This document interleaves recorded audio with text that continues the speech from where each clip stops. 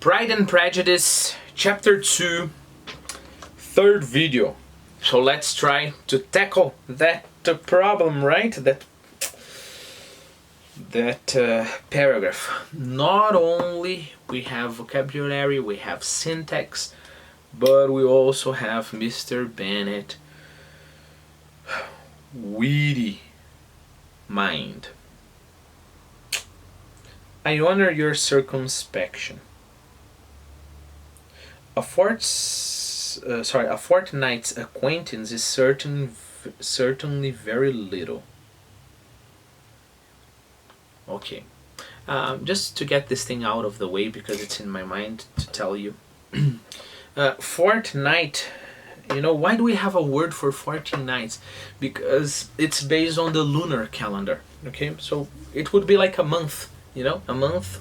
So we have a measurement of 29 days, 31. Fortnight comes from 14 nights, okay? That's why it's fortnight. Okay, what is he talking about? Like, what is the fortnight's acquaintance? Think about it. Today he has visited Mr. Bingley, correct? Okay. They will see Mr. Bingley at the ball in fortnight. So by the time they go to the ball, their acquaintance will be a 14-day-old acquaintance.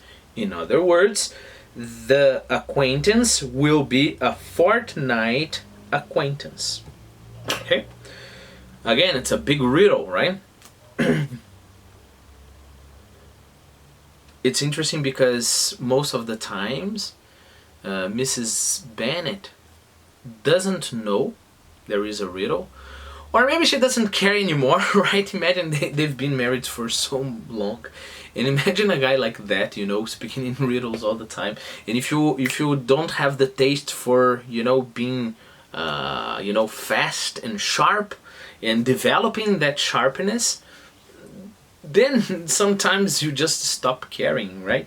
So I'm trying to defend the lady a little bit here. But remember that on the other hand, you may live in a society, so let's see as the book goes on, where it's very nice to cultivate that, improve. So you're going to be more and more subtle in your remarks. So I honor your circumspection, he's being ironical, like, oh, I respect a lot that you are so prudent, even though by the time the ball happens, even though you will have a 14-day acquaintance, you will not introduce Mr. Bingley to her. That's nice. To her, to the neighbor there, right? One cannot know what a man really is by the end of a fortnight. And then he say, yes, you are right, after just 14 days, right? You cannot just start introducing the guy to everybody. But if we do not venture, somebody else will. And after all, Mrs. Long and her nieces must stand a chance, okay? So look, if we don't introduce him, other people will, and they deserve a chance as well. And therefore, as she will think it an act of kindness, if you decline the office, I will take it on myself. So I will introduce, Mr. Bingley to the girls, because I know Mr. Bingley. The girls stared at their father. Mrs. Bennet said only nonsense, like I can't understand, nonsense. What can be the meaning of that emphatic exclamation? Cried he. Do you consider the forms of introductions and the stress that is laid on them as nonsense? I cannot quite agree with you there. What say you, Mary? For you are a young lady of deep reflection, I know, and read great books and make extracts.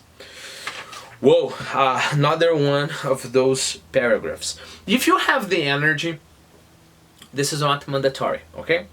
If you have the energy, pause the video and try to get the explanation of that paragraph by yourself. You can record your try and send to me by WhatsApp. Oh, so let's try. Nonsense, nonsense. Meaning, nonsense what you're saying. I can't understand what you're saying.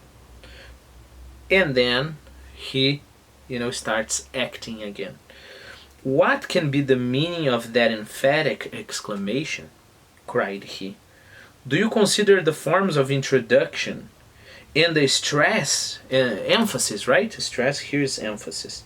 I just realized I didn't put many words in our Quizlet, but I'm explaining them to you here. And the stress that is laid on them, put on them, as nonsense. Do you think that this thing our society has, that we have to introduce people to other people instead of just go there and introduce ourselves, do you think that that kind of structure is nonsense? I cannot quite agree with you there. So no, I don't agree. I think introductions are necessary. What say you, Mary? And here an alert, okay? In the history of English, you would use the inversion of the verb in order to ask a question. Nowadays we do that just with an auxiliary, right? For example, you like coffee. We don't say, you like coffee? No, we need an auxiliary. Do you like coffee? You can speak English. Can you speak English? So certain verbs can be sent before the noun in order to ask a question, okay? And I like to call those verbs special verbs.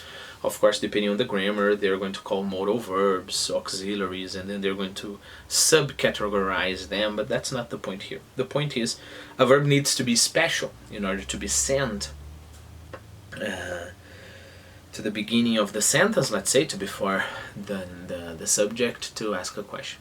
Okay. Not in older forms of English, okay? In older forms of English, you could just send any verb. So you will see things like this throughout the book. What say you, Mary? Instead of, what do you say? What say you? What need you? Okay? I don't know, drink you tea? Things like that. What say you, Mary? For you are a young lady of deep reflection, I know, and read great books and make extracts, meaning that you get passages from the books. Because in his irony that maybe himself and maybe his daughter Lizzy, is understanding, because I don't know if I would be able to understand if I were there. I have the book here. I'm able to read again, think a little, and then think, well, is this an irony? What does it mean? But imagine if you are just there and he is speaking, right? So we have two theories here. Nobody can understand the guy. Not even Lizzy, that is very smart, right? Or this society, some people of this society, are so trained in this kind of, talk that, they get used to it, right? So they just pick up any reference and they're very fast. So maybe in the end, if Lizzy is smart, maybe she gets it. But I can assure you that other people would get it. For example, Mr. Bingley, for sure, would get it right away, okay? I'm not because Mr. Bingley is especially intelligent, but he's a well-educated man and he has already appeared in our book here. Okay. Do you consider the forms of introduction and the stress that is laid on them nonsense? I cannot agree with you there. What say you, Mary? So basically he's calling on his daughter to give her opinion about a sociological matter, a sociological historical matter. He's looking at his daughter and saying, look, Mary, you read a lot of books, right? So can you try to clarify this question for us? Are the forms of introduction nonsense? Right? Mary wished to say something very sensible, but knew not how. Again, that thing I told you about strong verbs, right? Knew not how, didn't know how. So we don't need auxiliary to make a negative sentence here. So she wanted to sound very smart, right? And say something very sensible. Sensible is something that makes a lot of sense. But she didn't know how to do it. While Mary is adjusting her ideas, he continued. So again, I think he is having fun now on Mary, you know. He continued. Let us return to Mr. Bingley. I'm sick of Mr. Bingley, cried his wife. I'm sorry to hear that. But why did not you tell me so before? If I had known as much this morning, if I had known that you are so sick of Mr. Bingley this morning, I certainly would not have called on him. It is very unlucky, but as I have actually paid the visit, we cannot escape the acquaintance now. Okay? I have already made the acquaintance, so we have to go through it. I'm very sorry to say that. The astonishment of the ladies was just what he wished. Again, take a look at the way he treats his family, right? The astonishment, the huge surprise of the ladies was just what he wished. So he was having a lot of fun there. That of Mrs. Bennet, that's kind of a strange construction as well. That of, it means the astonishment of, okay? So the astonishment of everybody was what he wanted. The one of, that of Mrs. Bennet, perhaps surpassing the rest.